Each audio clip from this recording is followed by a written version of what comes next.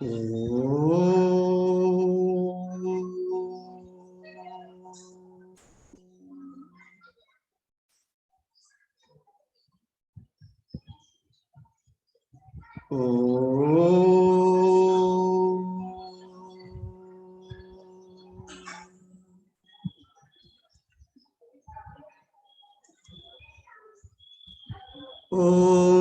सहना भवतु सहनौ भुनक्तु सह वीर्यं करवावहै तेजस्विनावधीतमस्तु मा विद्विषावहै। ओम शांति शांति शांति।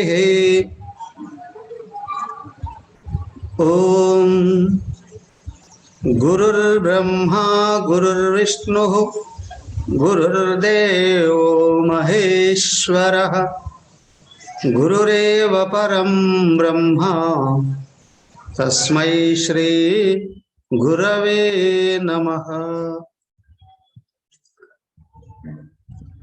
प्रपन्नपारिजाताय स्तोत्रवेत्रैकपाणये ज्ञानमुद्राय कृष्णाय गीतामृतदुहे नमः।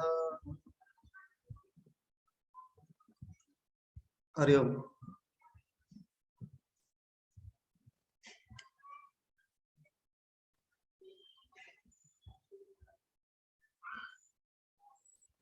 శ్రీమద్ భాగవతం 13వ అధ్యాయం క్షేత్రజ్ఞ విభాగం మీద సమీక్ష.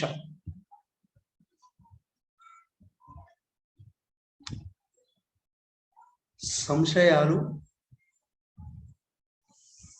సమాధానాలు.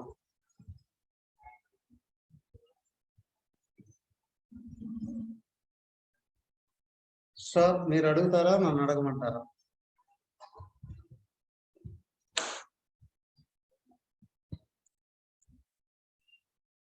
మీరు అడిగితే నన్ను చెప్పమంటారా, నేను అడిగితే మీరు చెప్తారా?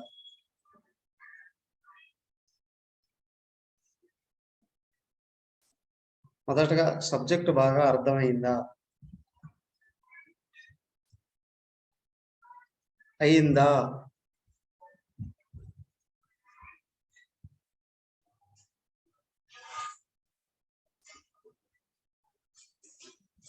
పదమూడో అధ్యాయం ఏ విషయం మీద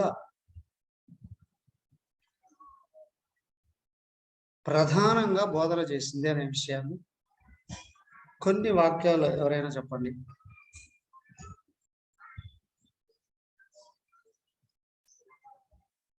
ఈ అధ్యాయం ప్రధానంగా బోధించింది ఏ విషయం మీద?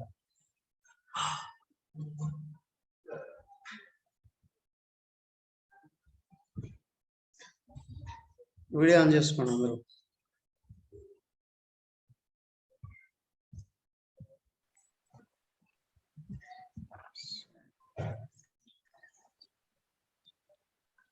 నాతో పాటు అందరికీ కనిపిస్తారు. సో జూమ్ కూడా రికార్డ్ చేస్తాం. ఇది మీకు ప్రత్యేకమైన టైటిల్లోకి వస్తుంది.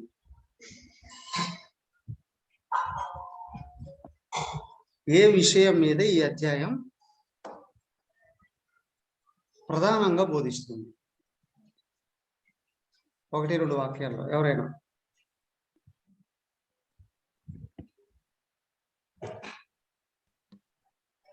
క్షేత్రము, క్షేత్రజ్ఞుడి గురించి వివరించింది. దాంట్లో క్షేత్రం అంటే ఈ ప్రపంచంలో ఉండేది అన్ని క్షేత్రమే అవుతాయి. క్షేత్రజ్ఞుడు అంటే ఒకే ఒక భగవంతుడు ఒకడే, ఆయన తప్ప మిగతావన్నీ కూడా క్షేత్రం కిందే వస్తాయి అనేది.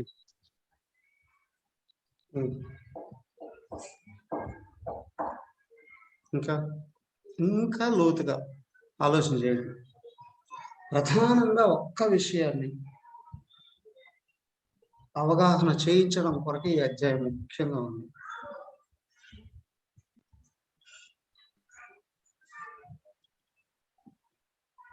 అంటే ఈ ప్రాపంచికంలో ఏది నిత్యమైనది కాదు కదా. మిగతా అన్ని మనము వదిలిపెట్టేసేయాల్సిందే, దేన్ని పట్టుకోకూడదు. అంటే కడాకి సూక్ష్మ కారణ శరీరాలు కానీ, ఉపాధులు కానీ, ప్రకృతి కానీ అన్ని వదిలేస్తే మిగిలేది భగవంతుడు ఒక్కడే. ప్లస్ అది ప్రతి జీవిలోనూ ఉంది. ఆ ప్రతి జీవిని కూడా మనము భగవంతుడిగా, సర్వవ్యాపకం కదా, ఆ భగవంతుడిగా చూడగలిగితే. లాస్ట్ లో మీరు ఒకటి చెప్పారు, యాక్చువల్ గా లాస్ట్ దాంట్లో అవతల వాళ్ళు సరిగా లేకపోయినా కానీ మనము ఎట్లా ఉండాలి, వాళ్ళలో భగవంతుడినే చూడాలి, వాళ్ళ ఉపాధులను చూడకూడదు. దానివల్ల ఎఫెక్ట్ వచ్చినా కానీ మనం దాన్ని ఉపాధిగా కిందనే తీసుకోవాలి కానీ దాన్ని తీసుకోకూడదు. ప్లస్ ఎవరిని ద్వేషించకూడదు అని చెప్పారు లాస్ట్ దాంట్లో. ఈవెన్ పగవాడైనా సరే వాడిని ద్వేషించకూడదు, కానీ వాళ్ళతో అఫెక్ట్ కాకుండా వాళ్ళని పక్కన అయితే ఉంచొచ్చు అనేది ఒకటి చెప్పారు.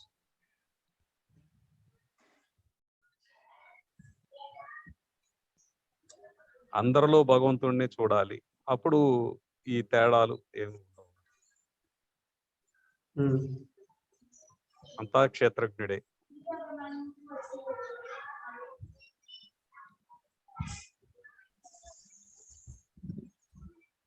ఇంకా లోతుగా ఆలోచించాలి. మిగతా ఆలోచించండి మీరు కూడా. ఇంకా శ్రీనివాస్ గారు ఆలోచించి మిగతా వాళ్ళు చెప్పండి.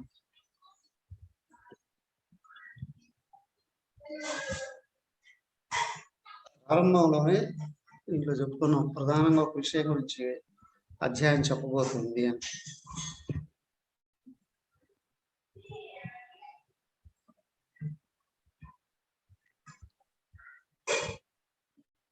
వినబడి జ్ఞానము జ్ఞేయము. ఇంకా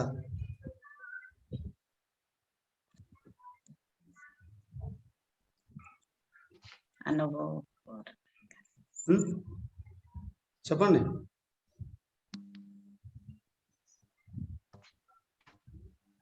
స్వామీజీ, హరి ఓం స్వామీజీ.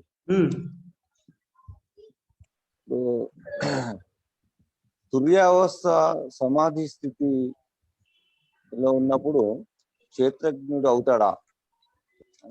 అంటే ఆ స్థితిలో ఉన్నప్పుడు ఇక క్షేత్రజ్ఞుడిగానే మనం భావించచ్చా? ఈ పదాన్ని తురీయ అవస్థ అనేటువంటి విషయాన్ని దాదాపు 14 రోజుల ఉపన్యాసాలలో నాకు తెలిసి ఉపయోగించనే లేదనుకుంటా. అవును స్వామి, మీరు ఉపయోగించలేదు, కానీ అక్కడ మీకు ఎందుకు డౌట్ వచ్చింది? అదే స్వామీజీ, ఇప్పుడు క్షేత్రం క్షేత్రజ్ఞుడు వివరించారు కదా. క్షేత్రంలో 24 విషయాలు చెప్పారు. 24 విషయాలు ఇవన్నీ అంటే క్షేత్రం కనిపించే ప్రకృతి అంతా క్షేత్రం. క్షేత్రజ్ఞుడు అంతటా సూక్ష్మంగా అంతటా ఉండి ఉంటాడు. కాబట్టి క్షేత్రజ్ఞుడు ఏ అవస్థలలో ఉన్నవాడు? స్వామి, క్షేత్రజ్ఞుడు ఏ అవస్థలలో ఉంటే క్షేత్రజ్ఞుడు? అదే స్వామి, సమాధి సూర్యావస్థలో ఉన్నప్పుడు. సూర్యావస్థ అనేది మీరు వాడలేదు. క్షేత్రజ్ఞుడు అనే పదమే దానికి అర్థంలోనే ఏ అవస్థలలో ఉన్నవాడు, అసలు అర్థం ఏంటి? అది క్షేత్రజ్ఞుడు అంటే అర్థం ఏంటి? క్షేత్రజ్ఞుడు అంటే చూసేవాడు, క్షేత్రజ్ఞుడు భగవంతుడు, ఆయన చూసేవాడు. క్షేత్రజ్ఞుడు అంటే అర్థం ఏంటి? క్షేత్రమును ఆవరించి ఉన్నవాడు. ఈ క్షేత్రం ఉంది కదా, మొత్తం దాన్ని ఆవరించి దానికంటే 4 ఇంతలు అర్థం ఏంటి? అర్థం ఏంటి? ఎవరైనా చెప్పండి. క్షేత్రజ్ఞుడు అంటే అర్థం ఏంటి?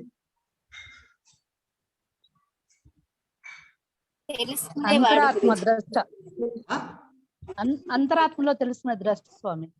క్షేత్రజ్ఞుడు అంటే బాహ్య అర్థం ఏంటి? బాహ్య అర్థమే మొదట.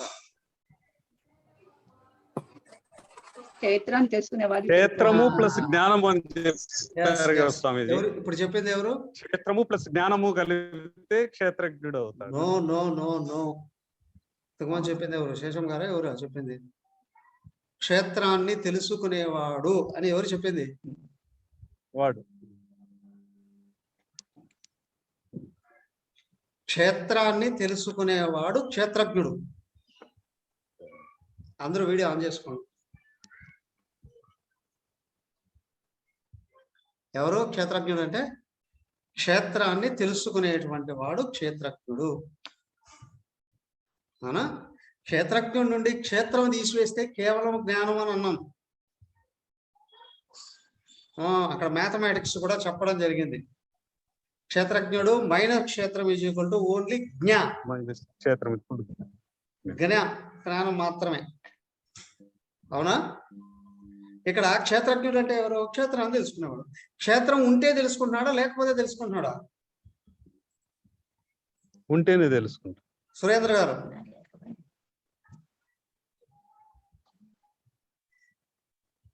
ఉంటే తెలుసుకుంటున్నాడా లేకపోతే తెలుసుకుంటున్నాడా?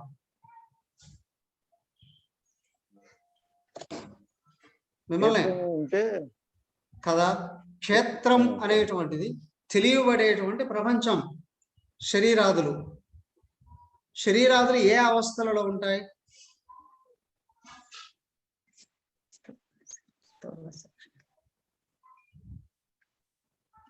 ఏ అవస్థలలో ఉంటాయి? అవస్థలు జాగ్రత్త,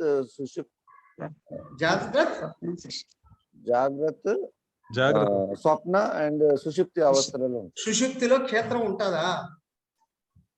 సుషుప్తిలో క్షేత్రం ఉండదు. క్షేత్రజ్ఞుడు ఎట్లా అవుతాడు ఆయన అప్పుడు? అంటే స్వామీజీ అక్కడ జ్ఞానం ఉండదు. క్షేత్రాన్ని తెలుసుకుంటూ ఉంటేనే కదా క్షేత్రజ్ఞుడు. స్వామీజీ అసలు క్షేత్రం వ్యక్తం అయ్యేదే జాగ్రత్త స్వప్నావస్థలలో. సుషుప్తి అవస్థలోనే క్షేత్రం లేదు. క్షేత్రం లేనప్పుడే సుషుప్తి అవస్థ అవుతుంది. అది సుషుప్తి గాఢ నిద్రలో కనిపిస్తుందా ఏమైనా? పంచ జ్ఞానేంద్రియాలకు ఏమీ కనిపించదు. ఏమీ కనిపించట్లేదు అనేటువంటిది కూడా అనుభవం. అక్కడ నాకేమీ తెలియట్లేదు, ఎందుకని ఏమీ లేదు కాబట్టి ఎదురుగా. సుషుప్తిలోనే లేదు క్షేత్రం.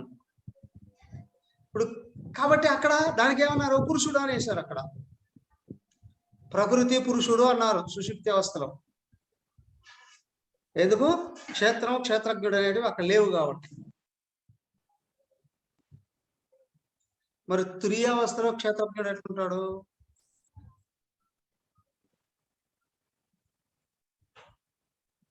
క్షేత్రజ్ఞుడు నుండి క్షేత్రం తీసేస్తే ఇక క్షేత్రజ్ఞుడు అనే పదమే లేదు. అవునా? జ్ఞానం ఉంది.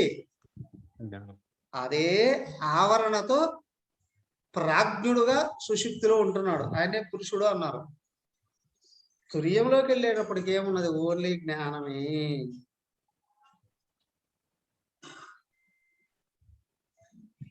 ఇక్కడ పురుషుడు అని కూడా ఎందుకు అన్నారంటే అక్కడ ఆవరణ ఉంది. పురం పురుషేనా మాయం ఉంది అక్కడ, కానీ తెలియబడే ప్రపంచం లేదు. తెలియబడే ప్రపంచం స్థూల సూక్ష్మ శరీరాల్లోనే ఉంది. అప్పుడే క్షేత్రము అని అనింది. అవునా? అవునా? సో దానికి ఏమన్నారు? అవ్యక్తం అన్నది కూడా గుణాలే అక్కడ అని అనుకున్నాం. క్షేత్రంలో అవ్యక్తం అనేది ఏదైతే అనబడిందో అది కూడా గుణాలేనయ్యా అనుకున్నాం. కారణ శరీరం కూడా అనడానికి వీల్లేదు. దాన్నే ప్రకృతి అని ప్రకృతి పురుషుల విషయంలో చెప్పారు. ఇప్పుడు క్షేత్రజ్ఞుడు అనే విషయం ఎక్కడుంది? ఇప్పుడు మీరేమంటారు? వినేవాడో మాట్లాడేవాడో ఏదో అంటారు. ఇప్పుడు తర్వాత ప్లేట్లో అన్నం పెట్టి తింటూ ఉంటే తినేవాడో అంటారు. అప్పుడు వినేవాడు లేడు, మాట్లాడేవాడు లేడు. క్షేత్రాన్ని దర్శిస్తున్నాడు కాబట్టి క్షేత్రజ్ఞుడు అని అన్నారు. కాబట్టి ఈ క్షేత్రజ్ఞుడిని తురీయంలో ఉంటాడా అని ఎలా అంటారు? తురీయంలో కేవలం జ్ఞానమే ఉంటుంది, ఆత్మ చైతన్యం మాత్రమే ఉంటుంది. అవునా? క్లియర్? సో కాబట్టి క్షేత్రజ్ఞుడు అంటేనే క్షేత్రాన్ని తెలుసుకుంటున్నాడు అంటే క్షేత్రం ఉంది అక్కడ. క్షేత్రం ఏది? తెలియబడేది. స్థూల సూక్ష్మ శరీరాల్లో మాత్రమే ఉంది. అది జాగ్రత్త స్వప్న అవస్థలలోని వ్యక్తం. ఓకే, దెన్ ఇంకా ఇక్కడ చైతన్యము క్షేత్రజ్ఞుడు ఒకటే కదా స్వామి? చైతన్యం ఎప్పుడూ ఉందయ్యా. క్షేత్రజ్ఞుడు అని ఎప్పుడన్నారు? అదే క్షేత్రం తెలుసుకున్నప్పుడు దృష్ట్యా. క్షేత్రజ్ఞుడు. క్షేత్రాన్ని తెలుసుకుంటున్నాడు కాబట్టి క్షేత్రజ్ఞుడు అన్నారు. ఇక్కడ తుర్యంలోకి వెళ్ళాడు, జీవుడు లేడు, కేవల చైతన్యమే ఉంది. ఇక్కడ జీవుడినే అన్నారు ఇక్కడ క్షేత్రజ్ఞుడు అని. కానీ ఆ జీవుడు కూడా అదే నేను అడిగిన ఇంతసేపు అడిగిన ప్రశ్న, ఒకే విషయాన్ని గురించి ఈ అధ్యాయం చాలా ఒత్తి చెప్పింది అని. ఏంటి? తత్వమసి అనే పదం వాక్యంలో హసి అనే పదాన్ని గురించి ఈ అధ్యాయం ప్రత్యేకంగా చెప్పింది. తత్ త్వమ అసి, ఆ పరమాత్మయే నువ్వై ఉన్నావు అనే విషయాన్ని ఈ అధ్యాయం అత్యంత ప్రధానంగా చెప్పింది. దానికే మొదటే చెప్పేశాడు ఆయన. అన్ని క్షేత్రాల మీద కూర్చొని తెలుసుకుంటున్నవాడిని నేనే. భగవంతుడే చెప్పాడు జీవుడుగా ఉన్నది నేనే అని.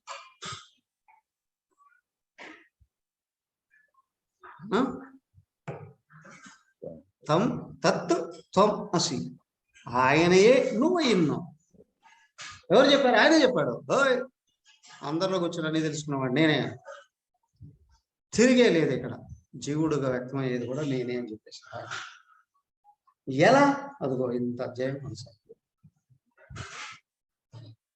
క్షేత్రము క్షేత్రజ్ఞుడు, జ్ఞేయం ప్రకృతి పురుషుడు, ఇన్ని రకాలుగా విభజించి ఏమని చెప్పాడు? ఇక్కడ కూర్చో జీవుడుగా ఉన్నవాడు, తెలుసుకుంటూ ఉన్నవాడు నేనే. సో కాబట్టి క్షేత్రజ్ఞుడుగా ఉన్నది పరమాత్మయే అయ్యున్నప్పటికీ కూడా క్షేత్రజ్ఞుడు అనే స్థితి తుర్యంలో ఉండదు. కానీ క్షేత్రజ్ఞుడుగా ఉన్నవాడు ఉంటాడు.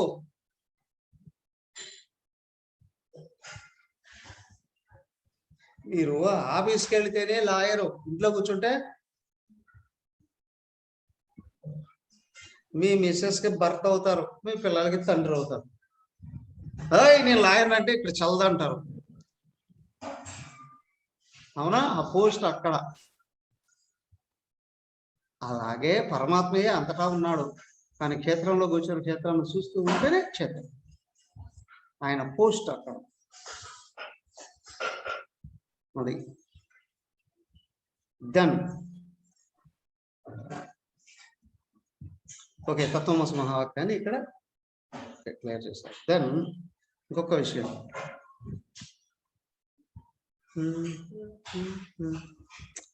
నిజమైన హిందువు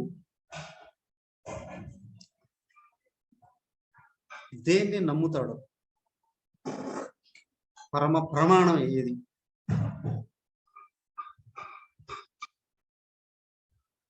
హిందువుకి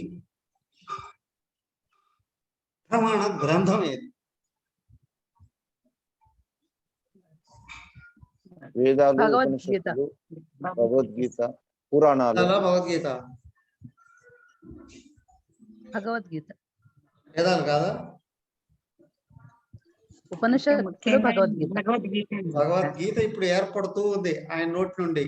కానీ ఆయన చెప్పాడు ఏది అథారిటీ అని. వేదాలు స్వామి, వేదాలు ఉపనిషత్తులు. ఉపనిషత్తులే. బ్రహ్మసూత్రాలు కూడా ఉపనిషత్తులను అనుసరించే రాశాడు ఆయన. అది న్యాయ ప్రస్థానం. అవునా? పరమ ప్రమాణం వేదం. వేదంలో ఇక్కడ జ్ఞాన భాగం స్వీకరించబడింది.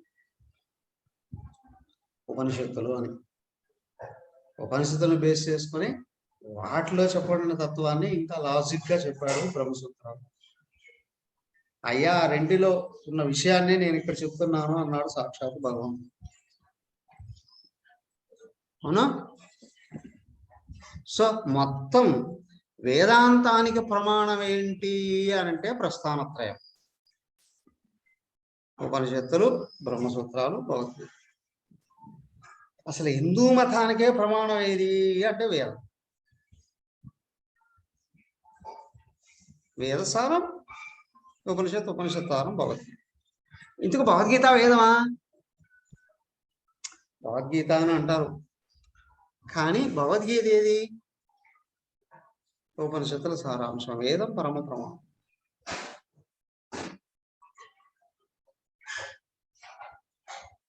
ఓకే, దెన్ తర్వాత అసలు క్షేత్రం అంటే ఏంటి ఆలోచించండి అందరూ.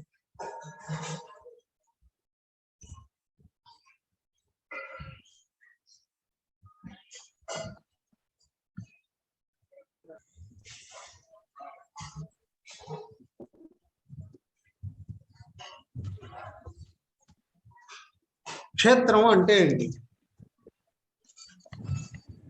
డెఫినేషన్.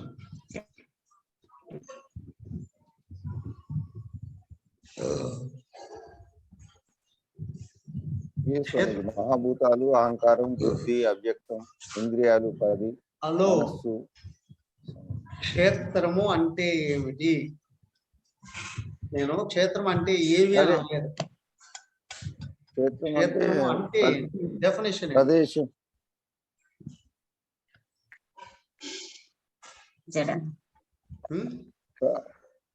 క్షేత్రం అంటే ప్రదేశము. 24 తత్వాలతో కూడింది స్వామి క్షేత్రం. ఈ ప్రపంచం మొత్తం సమష్టి శరీరం. క్వశ్చన్ ని డైరెక్ట్ గా అర్థం చేసుకోండి. క్షేత్రం అంటే ఏమి అని అడగలేదు నేను. క్షేత్రం అంటే ఏంటి? డెఫినేషన్, నిర్వచనం. సమష్టి ప్రపంచం మొత్తం క్షేత్రమే స్వామిజీ.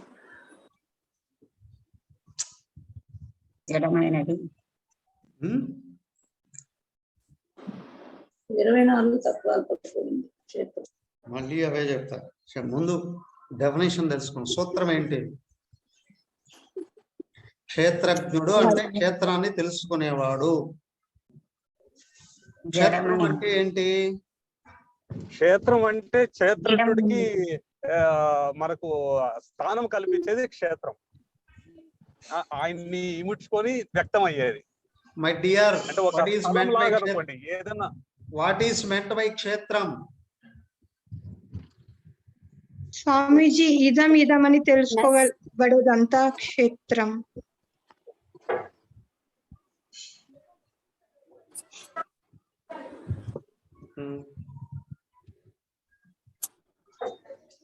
క్షేత్రము ఇదిగో తెలియబడుతుంది కాబట్టి క్షేత్రం.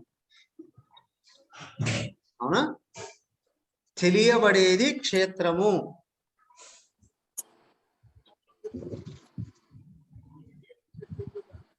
అవునా? నశించిపోయేది క్షేత్రము.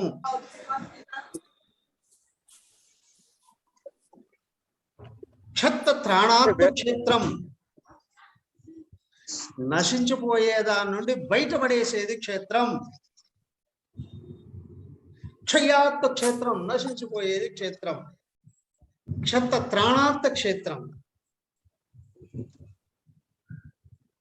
ఆయన అన్నాడు, ఇదం శరీరం క్షేత్రం ఇది అవిధీయతే అన్నాడు. ఈ శరీరాన్ని క్షేత్రము అని అంటున్నాము అని. అవునా? క్షేత్రం అంటే డెఫినేషన్ నశించిపోయేది, క్షయాత్, క్షత్రత్రాణాత్, నశించిపోయేదాన్ని బయటపడేసేది కూడా క్షేత్రమే. ఇంకా మామూలు అర్థాల్లోకి వస్తే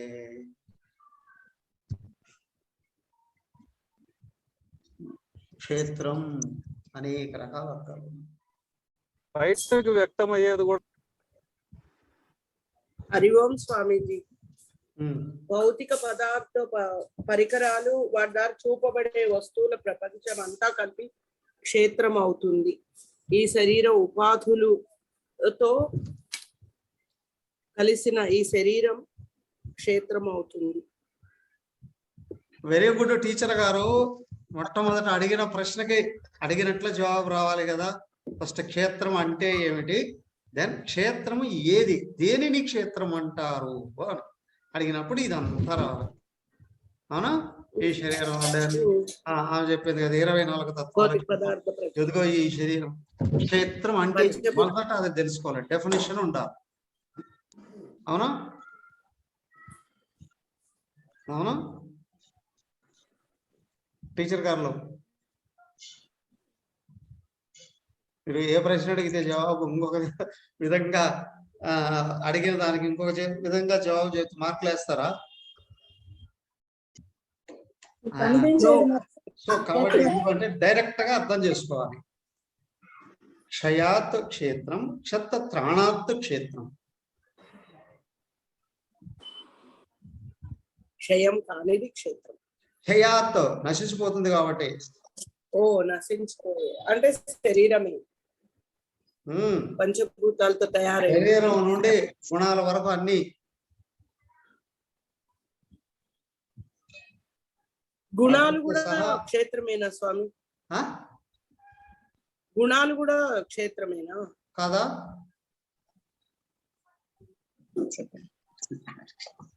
కాదా? అవునా కాదా? తత్వగుణం మనోబుద్ధులు, శరీరం మనోబుద్ధులతో ఉంది కాబట్టి గుణాలు మారుతాయా మారవా? మారుతాయి.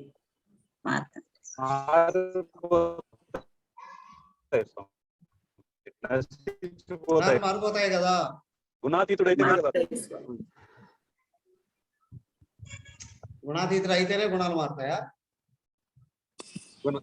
గుణాతీతుడు అయినప్పుడే మనము తెలుసుకోగలం, భగవంతుడు చేరగలం. అదే మనమని జ్ఞానం. అది క్షేత్రజ్ఞుడిని తెలుసుకునే విధానం. జీవుడు హరివం స్వామి. హరివం స్వామి. అమ్మా,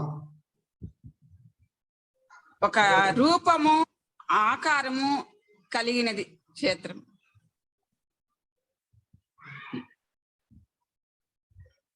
తెలియబడేది అని.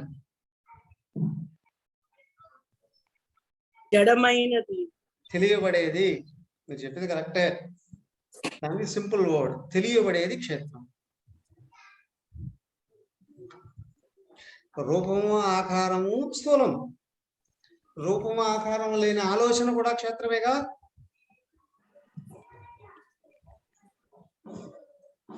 బుద్ధి కూడా క్షేత్రమే. అంటే మీరు తెలుసుకొని దాచిపెట్టుకున్న జ్ఞానం కూడా క్షేత్రమే.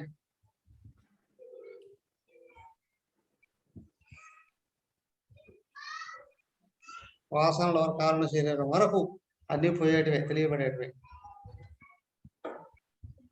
మారిపోయేటివే. అయితే క్షేత్రజ్ఞుడికి ఉపాధిని ఇస్తుంది అన్నారు. క్షేత్రజ్ఞుడు వ్యక్తం కావడానికి అవకాశం ఇస్తుంది. అది క్షత్ర త్రాణాత్తని. అయ్యో అలా ఎలా స్వామి? హరివం స్వామి, జ్ఞానం క్షేత్రం అయితే జ్ఞానాన్ని తెలుసుకునేవాడు క్షేత్రజ్ఞుడు అయితే అది ఆత్మతో తెలుసుకుంటున్నాడా? ఆత్మ లేకుండా జడంతో జ్ఞానాన్ని ఎలా తెచ్చుకుంటాము? చెప్పండి. జ్ఞానము కూడా క్షేత్రమే. ఆత్మ చైతన్యం. ఏ జ్ఞానం? బుద్ధిలో జ్ఞానం. బుద్ధిలో జ్ఞానం క్షేత్రమే. అంటే ఆత్మ లేకుండా బుద్ధిలో జ్ఞానం ఎలా స్వామి? ఆత్మ చైతన్యం ఉంటేనే జ్ఞానము వస్తుంది, నిలవబడుతుంది కదా. మీరు అడిగిన ప్రశ్నకి మీరు చెప్పే జవాబుకి సమన్వయం చేయండి. బుద్ధితో తెలుసుకున్న జ్ఞానం క్షేత్రమా కాదా? నేను కాదు అంట. మీరు బుద్ధితో తెలుసుకున్నటువంటి జ్ఞానం ఎక్కడ ఉంటుంది? ఆత్మలో ఉంటుంది. అంటే ఆత్మ చైతన్యం లేకపోతే జ్ఞానం ఎలా వస్తుంది? ఇప్పుడు అది సమన్వయం కాదు. వస్తుంది, నిలబడుతుంది కదా. మీరు అడిగిన ప్రశ్నకి మీరు చెప్పే జవాబుకి సమన్వయం చేయండి. బుద్ధితో తెలుసుకున్న జ్ఞానం క్షేత్రమా కాదా?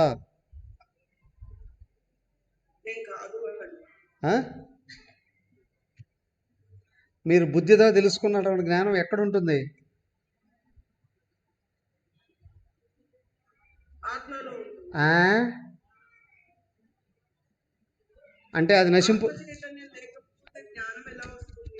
ఇప్పుడు అది సమన్వయం కాదు.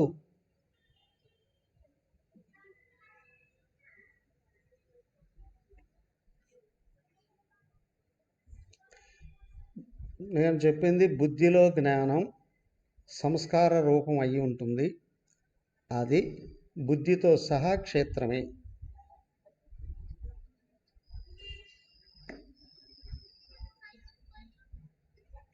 బుద్ధితో సహా నువ్వు దాచిపెట్టుకున్న జ్ఞానం కూడా క్షేత్రమే కాదని ఎలా నిరూపిస్తారు?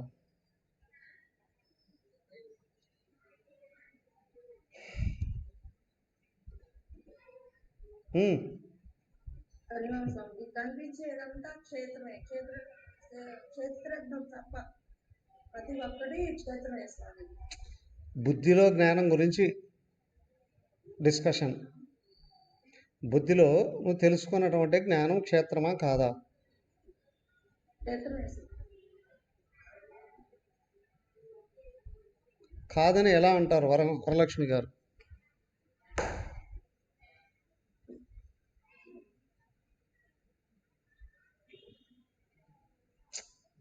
Unmute please, unmute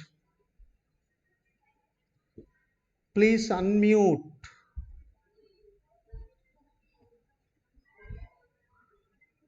sorry. అంటే ఆత్మను తెలుసుకోవడానికి జ్ఞానం అవసరమా? ఆత్మ ఉన్నది అని తెలుసుకునేది జ్ఞానమా? ఆత్మ ఎవరు? అహం, నేను. మిమ్మల్ని తెలుసుకోవడానికి ఏ జ్ఞానం? చైతన్యం. నాలో ఉన్న చైతన్యం అంటే ఇప్పుడు మీరెవరో శరీరం అయిపోయారు. మీరు చైతన్యమా? మీలో చైతన్యం ఉందా?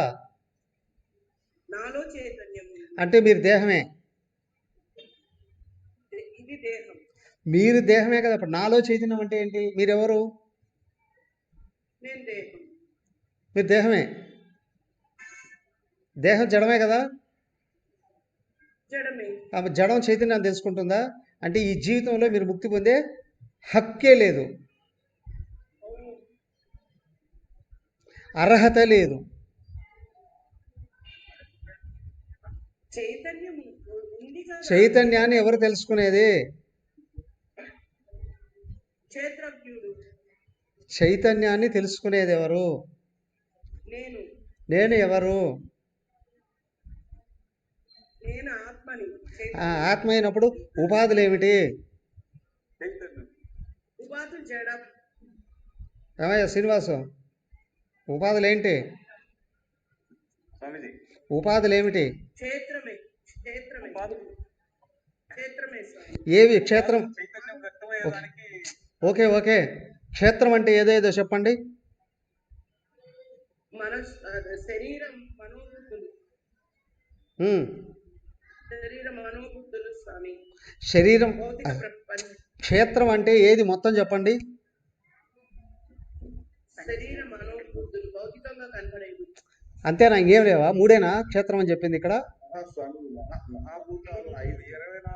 పంచభూతాలు 24. ఏవి ఏవా 24? పంచేంద్రియాలు, పంచతన్మాత్రలు, ఆత్మ, మనోబుద్ధి, రూపరసగంధాలు, అహంకారము, చిత్తము. సో అవి క్రమంగా అర్థం చేసుకోవాలి. మొదట పంచ ఇంద్రియ విషయాలు అని చెప్పబడింది స్థూలమైనటువంటివి, స్థూలంగా ప్రపంచంలో కనిపించేటువంటివి. అందులో తిరిగేటువంటి దశ ఇంద్రియాలు అని చెప్పారు, 15. తర్వాత మనసు, బుద్ధి, అహంకారము, అవ్యక్తము అని కూడా చెప్పారు. తర్వాత పంచ తన్మాత్రలు, మహాభూతాలుగా చెప్పబడింది ఏంటి? పంచ తన్మాత్రలు. పంచ తన్మాత్రలు. సో ఇవి 24 స్థూలంగా చెప్పబడ్డాటివి. ఇంకా సూక్ష్మంగా ఇవి సాంఖ్యశాస్త్రం చెప్పారు అన్నారు. సూక్ష్మంగా ఇంకా ఏం చెప్పారు ప్రత్యేకంగా వేదాంతంలో? ఇచ్ఛాద్వేషం, సుఖం దుఃఖం, సంఘాతం అనేది శరీరం. తర్వాత చేతన అన్ని రకాల కదలికలు, స్థూల సూక్ష్మ శరీరాల్లో కదిలే అన్ని రకాల కదలికలు. ఇక్కడ జ్ఞానంగా చెప్పబడేది కూడా కదలికే. అయ్యా నీకున్న జ్ఞానం అంతా జడమే, క్షేత్రమే. మరి క్షేత్రజ్ఞుడు ఎవరు?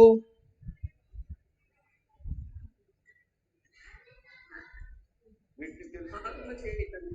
నేను అనేది మాత్రమే చైతన్యం, క్షేత్రజ్ఞుడు. నాది అనబడేది అంతా.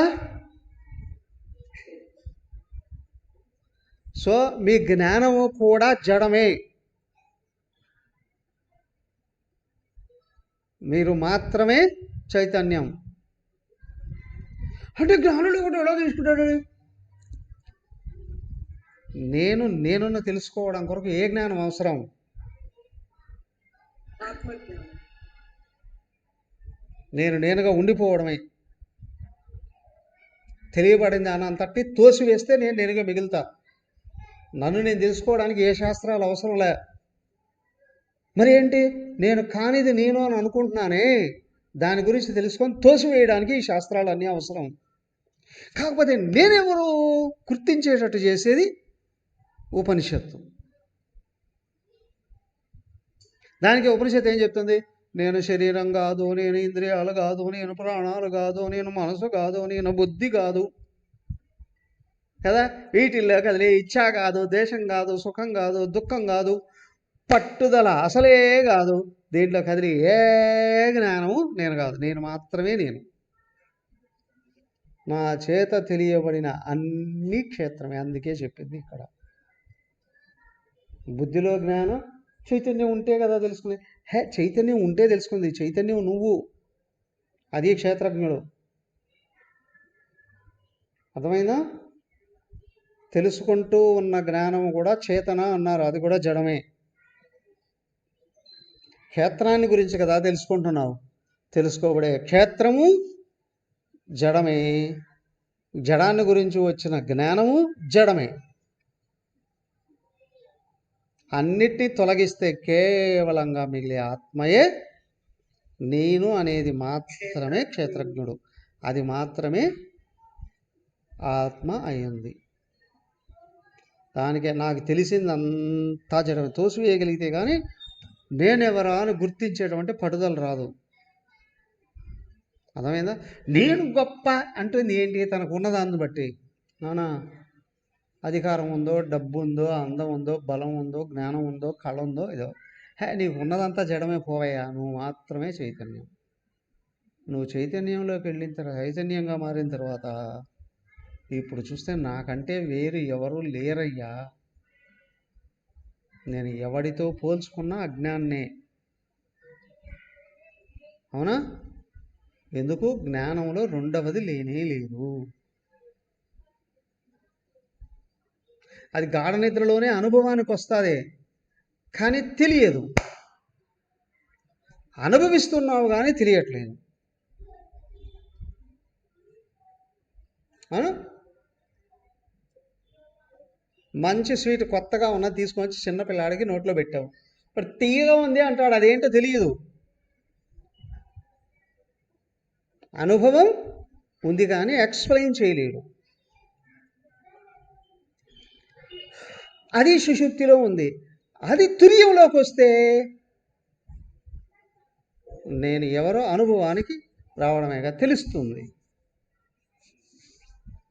నేనే అనే విషయం, నేను ఆయనే అనే విషయం తెలుస్తుంది.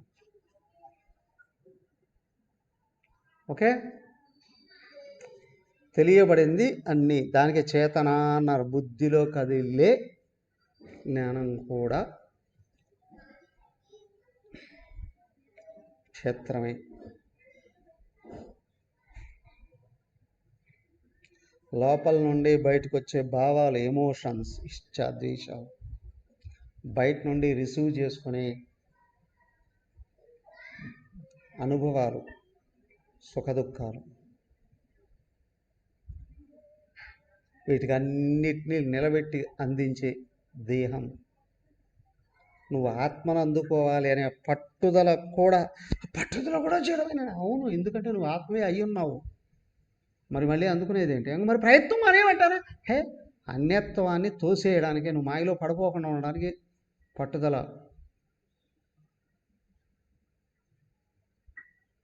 అవునా? ఆత్మను అందుకోవాలంటే మాయలో ఉన్నావు దాటడానికి, నిన్ను నువ్వు గుర్తించడానికి, అన్యత్వాన్ని పొందడానికి. అన్యత్వం అజ్ఞానమే, ఏకత్వం జ్ఞానం. ఏకత్వం పొందడానికి అన్యత్వంలోకి లాగివేసేదాన్ని తోసివేయడానికి శక్తి కావాలి, పట్టుదల ఉండాలి. కఠోర సాధనలు చేశాడు. ఎందుకు? ఇరుక్కుపోయిన మాయ నుండి బయటకు రావడానికి, పట్టుకున్న మాయను వదిలించుకోవడానికి. 20 ఏళ్ళు ఫైట్ చేశాడండి డైవోర్స్ కోసం. దేనికోసం? విడిపోవడానికి 20 ఏళ్ళు ప్రయత్నాలు చేశారు. ఓహో, శతకోటి జన్మల నుంచి ట్రై చేస్తున్నావు మాయను వదిలించుకోవడానికి.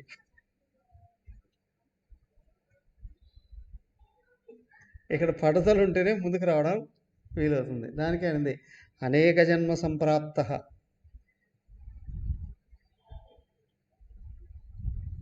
అనేక జన్మల నుండి చేసిన కృషి వలన. అవునా? సో నువ్వు ఏం తెలుసుకున్నా అది జడమే, తెలుసుకున్నా నువ్వు తప్ప. ఎందుకు అంటే నాకు తెలిసింది అని నువ్వు అన్నప్పుడు లేదా అనుకున్నప్పుడు కూడా తృప్తి ఉంటుంది. నిద్రపోవాలి అనుకున్నంత వరకు, అనుకుంటూ ఉన్నంత వరకు నిద్రపోవాలి అనుకుంటూ ఉన్న నువ్వు ఉన్నావు. ఆ గోల చేసే మనసు ఉంది, ఆ పడుకో ఉన్న బెడ్ ఉంది, చుట్టూ అన్ని విషయాలు ఉన్నాయి. అలాగే వెళ్ళిపోయావు నిద్రలోకి. ఈ మూడు లేవు, ఇంకా నువ్వు మాత్రం మిగులుతావు. ఏమండి, నేను మాత్రం నీకు తెలుస్తుందా? తెలుస్తున్నంత వరకు క్షేత్రం అక్కడ ఉంది. తెలియబడేది వెళ్ళిపోయింది అంటే ఆగిపోయింది. ఏకత్వమే, కానీ అక్కడ ఆవరణ ఉంది, తెలియట్లేదు. అది తెలిసేది తురియం. మేల్కో ఉన్నప్పుడే ఆత్మను గుర్తించాలి. మేల్కో ఉన్నప్పుడే తెలియబడేదాన్ని తోసివేస్తే తెలుసుకునేవాడు మిగులుతాడు. మిగిలిన్నాడు అనే విషయం తెలుస్తుంది. దాన్ని తురియం అన్నాం. సురేంద్ర గారు, అర్థమైందా?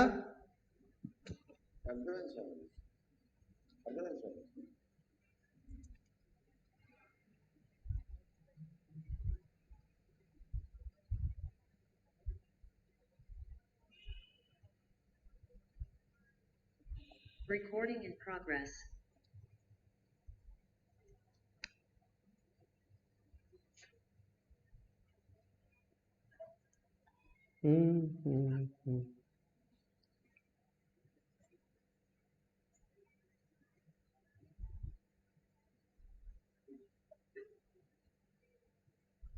Any question?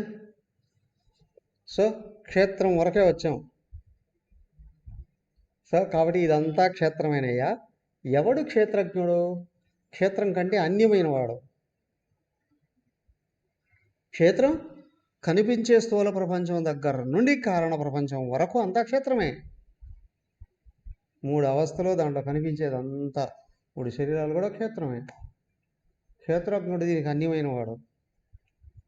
అందుకే ఆయన నేరుగా చెప్పలేదు అక్కడ. ముందు జ్ఞానం పెంచుకో, తర్వాత క్షేత్రజ్ఞుడి గురించి చూద్దాము అని. అవునా? జ్ఞానము జ్ఞేయము ప్రిపేర్ అయ్యారంటే రేపు. Hari Om. Any question?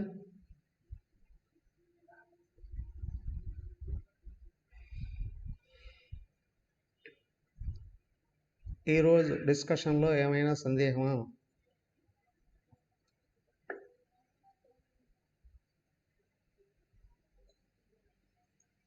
Okay, క్షేత్రజ్ఞుడు అనే విషయం ఆప్షన్లో ఇక్కడ పెట్టాడు. తెలియాలి అని అంటే జ్ఞానజ్ఞేయాలు తెలియాలి. జ్ఞానజ్ఞేయాల గురించి అవి 20 లక్షణాలు చెప్పారు కదా జ్ఞానం. సో జ్ఞేయం గురించి కూడా 6-7 శ్లోకాలు చెప్పారు. ఈ 2 విషయాలు బాగా లోతుగా అధ్యయనం చేసి రండి. రేపు డిస్కస్ చేద్దాం. హరి ఓం. ఓం సర్వే భవంతు సుఖినః, సర్వే సంతు నిరామయాః, సర్వే భద్రాణి పశ్యంతు, మా కశ్చిద్ దుఃఖభాగ్ భవేత్. ఓం శాంతి శాంతి శాంతి.